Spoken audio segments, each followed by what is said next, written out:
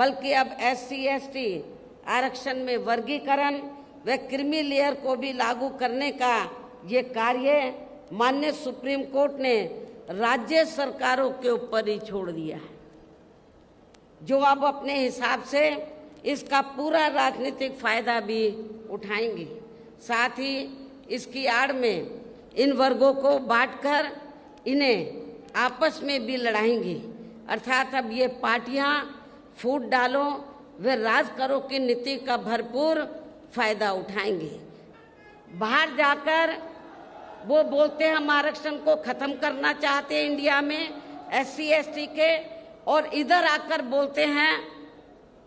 कि हम आरक्षण के पक्ष में हैं। आप इसको कांग्रेस की क्या नीति समझेंगे? ये कांग्रेस की दोहरी नीति है,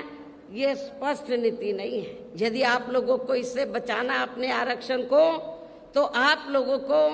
कांग्रेस, BJP एंड कंपनी के लोगों को कतई भी अपना वोट नहीं देना है। भागीदारी दस्तक, भारत की आवाज। भारतीय राष्ट्रीय लोकदल के राष्ट्रीय अध्यक्ष चौधरी ओम प्रकाश चौटाला जी व वरिष्ठ राष्ट्रीय महासचिव चौधरी अभय चौटाला जी के नेतृत्व में तथा BSP हरियाणा प्रदेश यूनिट आदि के भी अथक प्रयासों से आज माननीय चौधरी देवीलाल जी के जन्मदिन के उपलक्ष्य में सम्मान दिवस के रूप में हो रही इस विशाल महारैली में इकट्ठा हुए भारतीय राष्ट्रीय लोकदल व बहुजन समाज पार्टी के बने इस गठबंधन के सभी छोटे बड़े पदाधिकारी, नेता एवं कार्यकर्तागण, आज आप लोग माननीय चौधरी देवीलाल जी के जन्मदिन को इसे सम्मान दिवस के रूप में मनाने के साथ साथ यहाँ हरियाणा प्रदेश में विधानसभा के लिए हो रहे आम चुनाव में अपने बने इस गठबंधन के उम्मीदवारों के भी समर्थन में हमें सुनने के लिए यहाँ भारी संख्या में इकट्ठा हुए हैं। तो इसके लिए मैं आप सभी लोगों का हार्दिक दिल से आभार प्रकट करती हूँ, और जिनको अर्थात गठबंधन के उम्मीदवारों को कामयाब बनाने के लिए भारतीय राष्ट्रीय लोकदल के राष्ट्रीय अध्यक्ष चौधरी ओम प्रकाश चौटाला जी व वरिष्ठ राष्ट्रीय महासचिव चौधरी अभय चौटाला जी और इनके सभी साथीगण तथा BSP के भी नेशनल कोऑर्डिनेटर श्री आकाश आनंद व यहाँ के संयोजक श्री रणधीर बेनीवाल और इनके भी सभी साथीगण पूरे जी जान से लगे, और इस गठबंधन को इनेलो के राष्ट्रीय अध्यक्ष चौधरी श्री देवीलाल चौधरी श्री ओम प्रकाश चौटाला जी का भी पूरा समर्थन व आशीर्वाद प्राप्त है, जो हमारे बीच में यहाँ मौजूद भी हैं। और अब मैं यहाँ आपके हरियाणा प्रदेश में अपने इस गठबंधन की, अपने बने इस गठबंधन की सरकार बनाने के संबंध में कुछ जरूरी बातें आप लोगों के सामने रखूं, लेकिन इससे पहले मैं माननीय चौधरी देवीलाल जी के जन्म दिवस पर इनको शत शत नमन व अपने हार्दिक श्रद्धा सुमन अर्पित करने के साथ ही इनकी देश व जन सेवा को भी पूरे तहे दिल से आदर सम्मान करती हूँ। हालांकि इनके बारे में वैसे आप लोगों को ये मालूम है कि ये देश के उप प्रधानमंत्री व हरियाणा प्रदेश के मुख्यमंत्री भी रहे हैं। साथ ही इन्होंने यहाँ के हरियाणा को अलग से राज्य बनाने में भी अपनी काफ़ी सक्रिय व निर्णायक भूमिका निभाई है। किसानों के हित के लिए इन्होंने काफ़ी संघर्ष व आंदोलन भी किया है, जिसमें वे जेल भी गए हैं। इसके पूर्व में देश की आज़ादी के लिए भी इनका सराहनीय योगदान रहा है, जबकि कांग्रेस के राज में लगी इमरजेंसी में इनको भी जेल में जाना पड़ा है। इसके साथ साथ ये सामाजिक क्षेत्र में व राजनीति में भी काफ़ी सक्रिय रहे हैं। ये अपनी पार्टी भारतीय राष्ट्रीय लोकदल के संस्थापक व राष्ट्रीय अध्यक्ष भी रहे हैं। इस प्रकार से ये सीधे तौर पर देश व आम जनता से जुड़े रहे हैं। ऐसे महान व्यक्तित्व वे अपने समय में खासकर खुद के अपने समाज में तथा किसानों में भी अति लोकप्रिय रहे माननीय चौधरी देवीलाल जी का आज जन्म दिवस है, जिनकी जयंती को सम्मान दिवस के रूप में मनाने व इनके इस कार्यक्रम में मेरे मुख्य अतिथि के रूप में शामिल होने के साथ साथ अपने गठबंधन के सभी छोटे बड़े सम्मानित नेता एवं कार्यकर्तागण आदि भी यहाँ भारी संख्या में पहुँचे हैं। तो उसके लिए मैं खासकर चौधरी ओम प्रकाश चौटाला जी व चौधरी अभय चौटाला जी को तथा इनके परिवार के सभी सदस्यों को व इनके सभी अनुयायियों व समर्थकों आदि को भी इस शुभ अवसर पर हार्दिक बधाई एवं शुभकामनाएं देती हूँ। जो ये लोग उनके बताए हुए रास्तों पर चलकर उनके कारवां को आगे बढ़ाने में पूरे जी जान से लगे हैं। और वैसे भी इस समय यहाँ विधानसभा के लिए हो रहे आम चुनाव में यदि बीएसपी व इनेलो का बना ये गठबंधन अपनी सरकार बना लेता है तो फिर यही इनके लिए इस बार इनको सच्ची श्रद्धा भी होगी। इस उम्मीद के साथ ही यहाँ हो रहे विधानसभा चुनाव में अब मेरा ये कहना है कि अपने देश को आज़ाद हुए व भारतीय संविधान को भी लागू हुए यहाँ बरसों बीत चुके हैं और इस लंबी अवधि में केंद्र व आपके हरियाणा प्रदेश में भी विभिन्न विरोधी पार्टियों की सरकारें रही हैं। लेकिन दुख की बात यह है कि इस दौरान आपके यहाँ हरियाणा प्रदेश में भी अधिकांश विरोधी पार्टियों की रही सरकारों में सर्व समाज में से दलितों, आदिवासियों, पिछड़े वर्गों, मुस्लिम व अन्य धार्मिक अल्पसंख्यकों के साथ साथ गरीबों, मजदूरों, किसानों, व्यापारियों एवं अन्य मेहनतकश लोगों का भी पूर्ण रूप से विकास व उत्थान आदि नहीं हो सका है। जिनकी सरकारों की गलत नीतियों एवं गलत कार्य प्रणाली आदि को अब इन्हें और ज़्यादा आजमाने की ज़रूरत नहीं है। और इस मामले में विशेषकर दलितों, आदिवासियों व अन्य पिछड़े वर्गों के लोगों को मैं ये बताना जरूरी समझती हूँ कि इन वर्गों को परम पूज्य बाबा साहब डॉक्टर भीमराव अंबेडकर के कड़े संघर्ष एवं अथक प्रयासों से भारतीय संविधान के तहत मिले कानूनी अधिकारों में से खासकर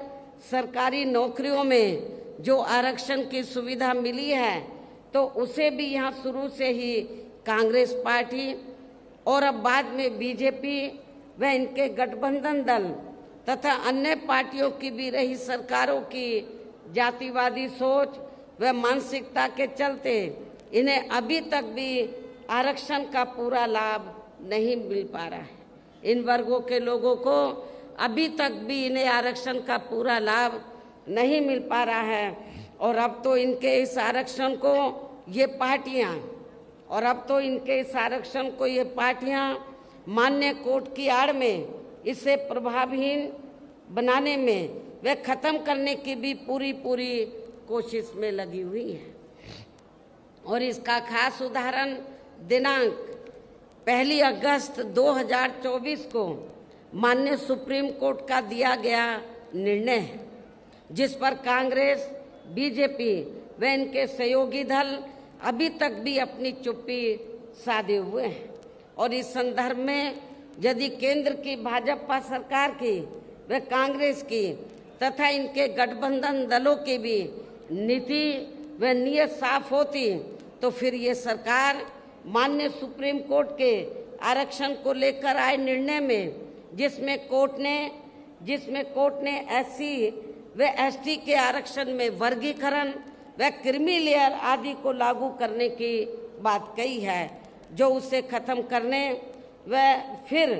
करने की बात कही है, तो उसे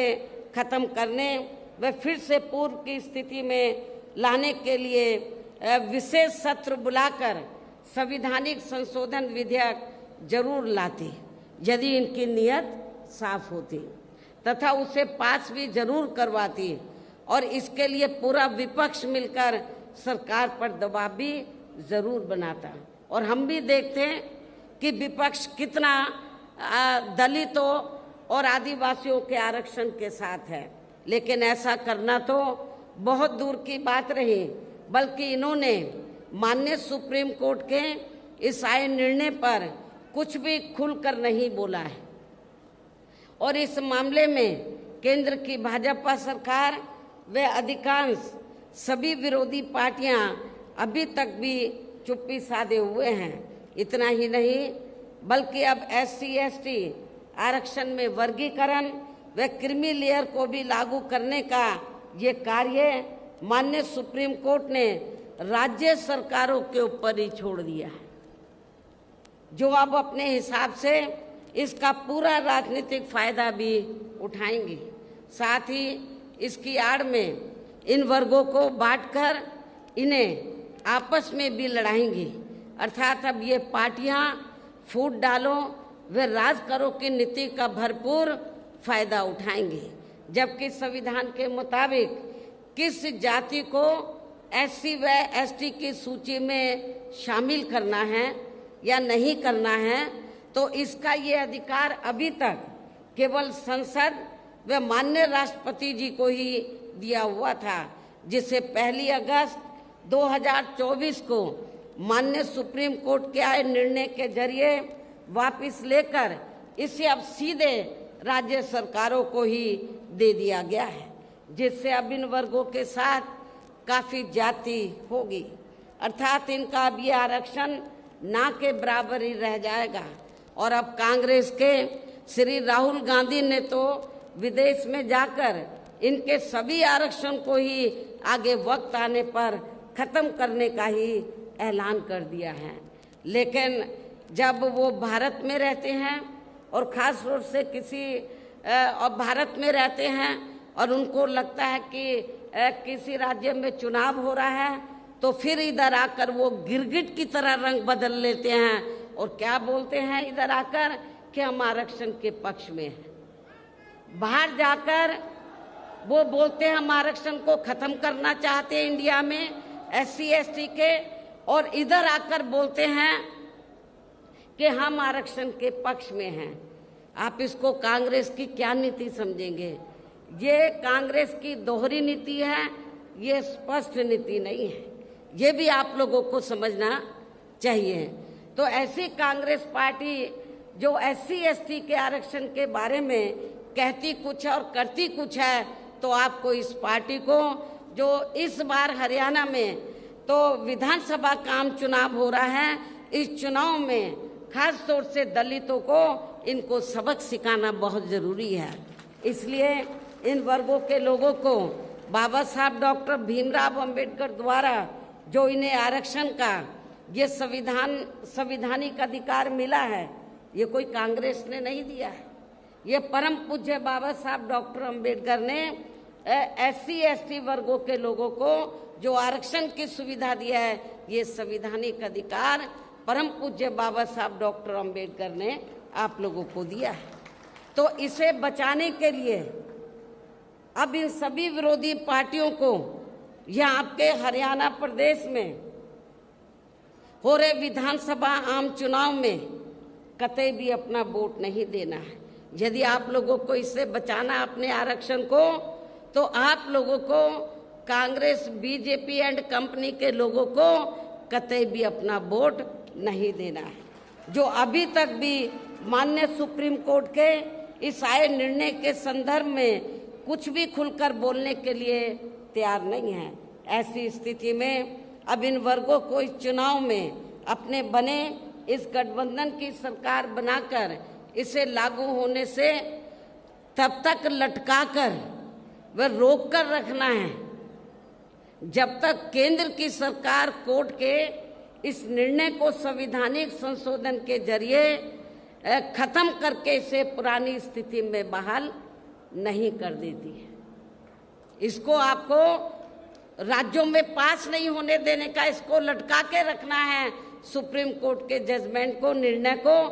कब तक? जब तक केंद्र की सरकार कोर्ट के इस निर्णय को संवैधानिक संशोधन के जरिए खत्म करके इसे पुरानी स्थिति में बहाल नहीं कर देती है। और इसके लिए अब आप लोगों को इस चुनाव में या उन सभी विरोधी पार्टियों को सत्ता में आने से जरूर रोकना है जो माननीय सुप्रीम कोर्ट के आए इस निर्णय के पक्ष में है, समर्थन में है। और इनके स्थान पर अब आपको एक तरफा अपना वोट केवल बीएसपी व इनेलो के बने अपने इस गठबंधन को ही देना है, ताकि सत्ता में आकर यहाँ आपके स्टेट में, आपके हरियाणा प्रदेश में माननीय सुप्रीम कोर्ट के आए इस निर्णय पर कुछ हद तक अंकुश लगाया जा सके। जब तक पार्लियामेंट में ये संशोधन बिल पास नहीं होता है तो कम से कम ये गठबंधन की सरकार बनती है तो हम उसको लागू नहीं होने देंगे, इसको लटका कर रखेंगे। तो ये इसके लिए आप लोगों को अपने गठबंधन की सरकार बनाना बहुत जरूरी है। इतना ही नहीं बल्कि यहाँ विरोधी पार्टियों की ज़्यादातर रही जातिवादी मानसिकता के चलते देश में आज़ादी के बाद शुरू में केंद्र एवं अधिकांश राज्यों में भी काफ़ी लंबे समय तक सत्ता में आसीन रही कांग्रेस पार्टी ने व इनके सहयोगी दलों ने भी, और अब पिछले कुछ वर्षों से केंद्र एवं काफ़ी राज्यों में भी बीजेपी व अन्य जातिवादी पार्टियों की भी रही सरकारों ने इनका आरक्षण का कोटा अभी तक भी पूरा नहीं किया है, पूरा नहीं भरा है। आपके हरियाणा प्रदेश में भी काफ़ी सीटें खाली पड़ी हुई हैं, जबकि यूपी में जब मेरे नेतृत्व में 4 बार सरकार बनी, मैंने विशेष अभियान चलाकर जो सरकारी नौकरियों में रिजर्वेशन कोटा अधूरा पड़ा था या पूरा नहीं था, उसको मैंने विशेष अभियान चलाकर इसको पूरा कराया था। इसे फिर अंत में अधिकांश, और ये क्यों नहीं भरते हैं कांग्रेस बीजेपी जो अन्य पार्टियां, इनका आरक्षण का कोटा ये पूरा क्यों नहीं करती हैं? क्योंकि उनको मालूम है कि लोग भूल भाल जाएंगे और इससे फिर अंत में अधिकांश किसी न किसी रूप में फिर ये पार्टियां इनकी नौकरियों को सामान्य वर्गों को ही दे देती हैं। पदोन्नति में आरक्षण को तो इन्होंने मान्य कोर्ट की आड़ में काफ़ी हद तक खत्म ही कर दिया है, और इस मामले में लगभग यही खराब स्थिति हमें यहाँ आपके हरियाणा प्रदेश में भी देखने के लिए मिल रही है। इसके साथ ही अब इन वर्गों के लोगों को प्राइवेट सेक्टर में आरक्षण दिए जाने की व्यवस्था किए बिना ही केंद्र व राज्यों में भी ज़्यादातर सरकारी कार्य यहाँ प्राइवेट सेक्टर के जरिए ही देश के अधिकांश बड़े बड़े पूंजीपतियों व धनना सेठों को ही दिए जा रहे हैं, जिसके कारण आपके यहाँ हरियाणा प्रदेश सहित पूरे देश में अब इन वर्गों के लोगों को आरक्षण का बहुत कम ही लाभ मिल पा रहा है। और अब इससे पूरे देश में दलितों व आदिवासियों के साथ साथ अन्य पिछड़े वर्गों को भी काफ़ी ज़्यादा नुकसान हो रहा है, जबकि अन्य पिछड़े वर्गों के लोगों को भी ये मालूम होना चाहिए, इन्हें मंडल कमीशन की रिपोर्ट के तहत आरक्षण की ये सुविधा केंद्र में कांग्रेस पार्टी की रही सरकार में नहीं बल्कि बीएसपी के कड़े संघर्ष एवं अथक प्रयासों से ही केंद्र में रही श्री बीपी सिंह की सरकार में ही मिली थी, जिसके लिए बीएसपी को काफ़ी संघर्ष करना पड़ा था, जिसका भी अब यहाँ जातिवादी विरोधी पार्टियों की चल रही सरकारें इन्हें पूरा लाभ नहीं दे पा रही हैं। इसके साथ ही श्री बीपी सिंह की सरकार में ही इन वर्गों के मसीहा परम पूज्य बाबा साहब डॉक्टर भीमराव अंबेडकर को भी यहाँ भारत रत्न की उपाधि से सम्मानित किया गया था, जिसके लिए वो हर प्रकार से पात्र भी थे, जो इनको बहुत पहले ही ये सम्मान मिल जाना चाहिए था, जिसके लिए विशेषकर कांग्रेस पार्टी प्रमुख तौर से जिम्मेवार व कसूरवार भी है। इससे इन वर्गों के प्रति इस पार्टी की हीन व जातिवादी मानसिकता साफ झलकती है, जिसने इनके कारवां को आगे बढ़ाने वाले वे हर मामले में समर्पित व्यक्तित्व मान्यवर श्री कांशीराम जी के देहांत होने पर केंद्र में रही इसी कांग्रेस पार्टी की सरकार के चलते हुए एक दिन का भी राष्ट्रीय शोक घोषित नहीं किया गया था। इन वर्गों के मामले में यहाँ मैं ये भी कहना चाहती हूँ, केंद्र द्वारा लोकसभा व विधानसभा चुनाव में महिलाओं को जो 33% आरक्षण देने की बात कही गई है, तो उसमें SC, ST व OBC वर्गों की महिलाओं को अलग से कुछ भी आरक्षण नहीं दिया गया है। इसके साथ ही इन वर्गों के लोगों को जुल्म जाति से निजात दिलाने के लिए जो भी नियम व कानून आदि बने हैं, तो उन पर भी केंद्र व अधिकांश राज्यों की सरकारें सही से अमल नहीं कर पा रही हैं, जिससे अब यहाँ खासकर दलितों व आदिवासियों के ऊपर शोषण करने वाले लोगों का, अति पिछड़े वर्गों के लोगों के ऊपर भी शोषण करने वाले लोगों का मनोबल और भी ज़्यादा बढ़ रहा है। और ये सब हमें यहाँ आपके हरियाणा प्रदेश में भी काफ़ी कुछ देखने के लिए मिल रहा है। इसी प्रकार हमें पूरे देश में मुस्लिम व अन्य धार्मिक अल्पसंख्यक समाज के लोगों की भी हालत हर मामले में कोई खास अच्छी नज़र नहीं आती है। इतना ही नहीं बल्कि अपर कास्ट समाज में व जाट समाज में भी खासकर गरीब लोगों की भी आर्थिक स्थिति अभी भी यहाँ आपके प्रदेश सहित पूरे देश में काफ़ी ज़्यादा खराब व दयनीय ही बनी हुई है। इसके अलावा आपके हरियाणा प्रदेश सहित पूरे देश में सर्व समाज में से विशेषकर यहाँ गरीब, मजदूर, किसान, कर्मचारी, व्यापारी एवं अन्य मेहनतकश लोग भी अपनी विभिन्न समस्याओं को लेकर अभी भी हमें काफ़ी ज़्यादा दुखी ही नज़र आते हैं। और इनमें भी किसान वर्ग तो केंद्र की वर्तमान भाजपा सरकार द्वारा बनाई गई इनकी गलत नीतियों के कारण अब काफ़ी ज़्यादा परेशान व आंदोलित भी रहा है और अभी भी है। लेकिन इन सब की मुख्य वजह हमारी पार्टी केंद्र व आपके हरियाणा प्रदेश में भी यहाँ अब तक की रही अधिकांश विरोधी पार्टियों की रही सरकारों की गरीब व किसान विरोधी तथा जातिवादी, पूंजीवादी व संकीर्ण मानसिकता के तहत बनाई गई इनकी गलत नीतियों एवं गलत कार्य प्रणाली को ही काफ़ी हद तक जिम्मेवार मानकर चलती है। और इस मामले में खासकर इनकी गलत आर्थिक नीतियों की वजह से ही आए दिन यहाँ पूरे देश में आपके हरियाणा प्रदेश में भी गरीबी, बेरोजगारी व महंगाई आदि भी काफ़ी ज़्यादा बढ़ रही है। जबकि इस मामले में शुरू से ही हमारी पार्टी केंद्र व राज्यों की सरकारों से भी